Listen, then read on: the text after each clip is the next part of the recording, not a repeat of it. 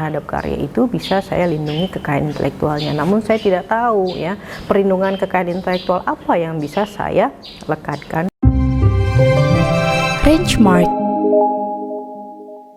Assalamualaikum warahmatullahi wabarakatuh. Ketemu lagi dengan kami, Rensmark, kantor konsultan haki terdaftar resmi di DJKI.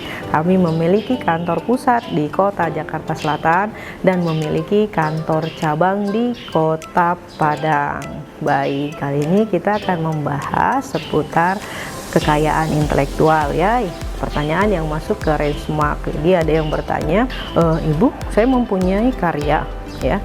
Nah, karya ini hasil dari kreativitas dan inovasi saya yang telah saya lakukan uji coba berkali-kali ya, sehingga hasilnya karya ini menjadi seperti ini begitu ya. Kemudian saya mendapatkan informasi bahwa terhadap karya itu bisa saya lindungi kekayaan intelektualnya, namun saya tidak tahu ya, perlindungan kekayaan intelektual apa yang bisa saya lekatkan pada karya yang merupakan hasil dari kreasi dan inovasi saya. Nah ya, jadi contohnya ya, ini contoh saja ya, karyanya adalah berupa sebuah sepeda statik, tapi dia bisa digunakan tanpa harus kita menggunakan sepeda pada umumnya ya, manual yang harus berkeliling begitu ya. Jadi cukup di suatu tempat, tapi kita bisa menggunakan sepeda mengayuhnya untuk bagian daripada olahraga. Nah, apakah ini bisa dilindungi kekayaan intelektualnya? Ini contoh saja ya barangnya. Nah, terhadap ini ya kita akan melihat ya, dan kita harus ketahui dulu apa sih kekayaan intelektual ya. Kekayaan intelektual adalah hasil olah pikir manusia ya, baik itu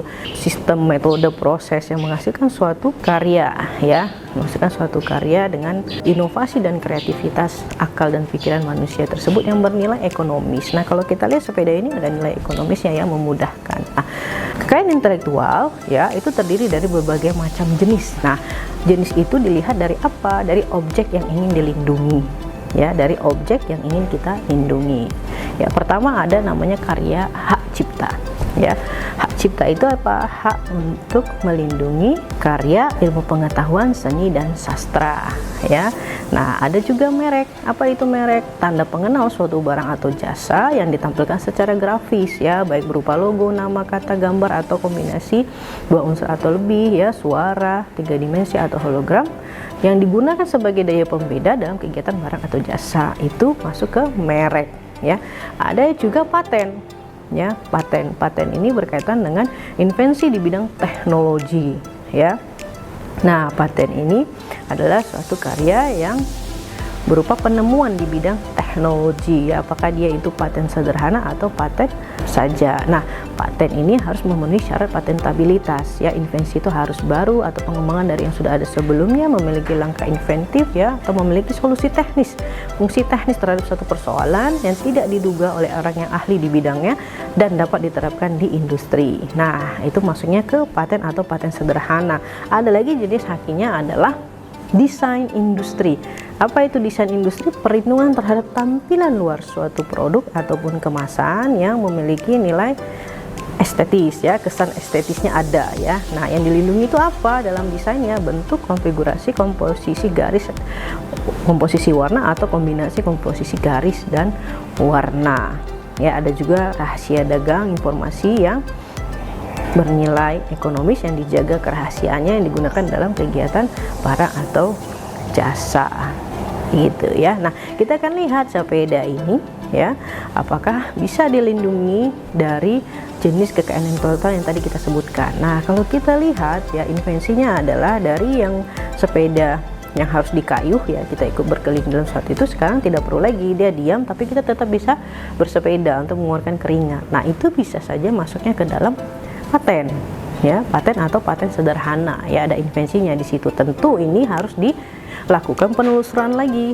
ya, penelusuran paten. Gunanya apa? Untuk mengecek apakah invensi yang mau kita lindungi ini terpenuhi unsur patentabilitasnya ya, kebaruannya, memiliki langkah inventifnya ya, terutama yang barunya kalau penelusuran itu ya. Mana tahu sudah ada di publikasi ataupun diumumkan ya sebelumnya, sehingga tidak bisa memenuhi syarat patentabilitas. Nah, itu harus dicek penelusuran patennya. Kemudian sepeda ini kita kasih nama supaya mudah ya dalam menyebutkannya, mudah dalam melakukan marketingnya gitu ya, mudah dalam melakukan promosinya, dan mudah untuk membedakan ya pelaku usaha yang satu yang juga menghasilkan produk ini begitu ya. Nah, kita kasih dia nama dagang atau tanda pengenalnya ya. Contoh misalnya sepeda ini kita kasih tanda pengenalnya adalah Rensmark misalnya begitu ya. Nah, itu masuknya ke merek dagang ya, Rensmark, untuk melindungi di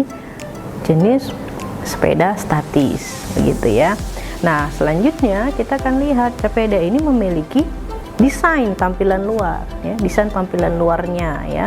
Nah, desain tampilan luarnya itu kita lihat ada bentuknya, ada konfigurasi ya, ada kombinasi garis dan warna. Nah, itu masuknya ke perlindungan desain industri. Nah, perlu diingat ya, syarat perlindungan desain industri itu desainnya itu harus baru dalam arti desain produk ini ya, kemasan luarnya kita belum pernah publikasi sebelumnya, baik itu di offline, di pasar offline atau di pasar online ya, di marketplace ataupun di website kita sendiri begitu ya. Nah, kenapa? Kalau kita sudah umumkan, kita sudah publikasi sebelum kita mengajukan permohonan perlindungan desain industrinya, maka permohonan desain industri kita itu berpotensi besar akan ditolak oleh siapa? Oleh kita sendiri ya, karena kita sudah mempublikasikan dan sudah gugur unsur kebaruannya. Nah, oleh karenanya kalau punya produk ya yang mau melindungi desainnya jangan diumumkan dulu ya, jangan dipublish dulu ya.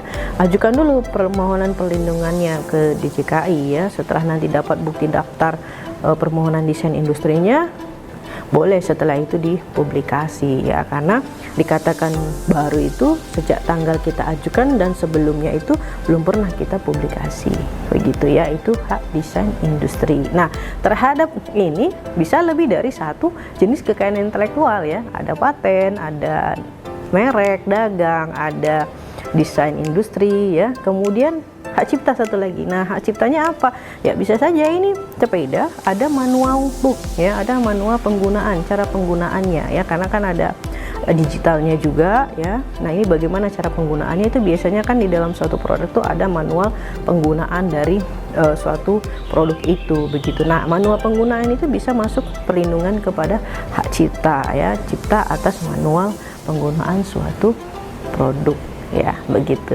Tentu semuanya harus dicek dan dianalisa lagi ya, ditelusuri lagi ya, terkait patennya, dilakukan penelusuran paten gitu ya. Kemudian terkait mereknya juga harus dilakukan penelusuran mereknya ya, karena merek yang diberi itu kan harus merek yang tidak memiliki persamaan pada pokoknya dengan merek yang sudah terdaftar atau dimohonkan lebih dulu oleh pihak lain untuk barang atau jasa sejenis. Kemudian cek lagi desain industrinya, apakah desainnya ini baru atau tidak, dan cek lagi apakah sudah kita pernah publikasi atau tidak begitu ya. Demikian kami sampaikan, semoga ini bermanfaat. Assalamualaikum warahmatullahi wabarakatuh.